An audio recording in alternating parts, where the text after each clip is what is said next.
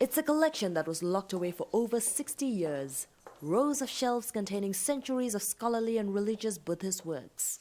But most of their contents are yet to be researched, and many of the books are in poor condition. Because we don't have enough space, we're forced to stack many of the sutras, one on top of another, or put them in places that are not suitable for storing them. And this can sometimes damage the books.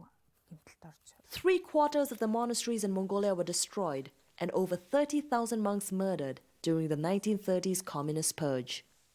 Many texts were salvaged from those monasteries and hidden by believers.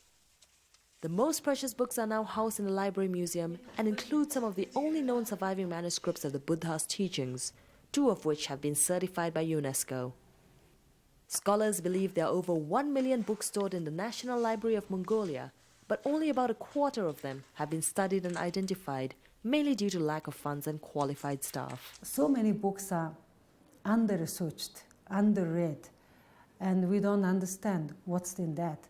So it's knowledge being lost. The Mongolian government recently stepped up efforts to help preserve this historical text with a new bill to protect the country's documentary heritage. It will oblige our government to delegate funds every year for restoring, for protecting and for cleaning, and also for researching and for properly storing and transmitting it to the next generation, all the important documentary histories we have.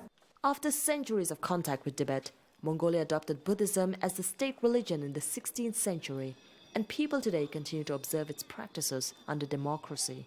His Holiness the Dalai Lama often says Mongolia should uphold this great Nalanda tradition in the future, because Mongolia is an independent country. Come and see, written in gold.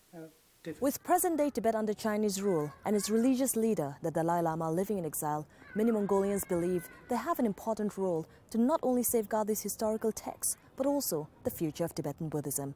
Pearly, Al Jazeera, Ulaanbaatar, Mongolia.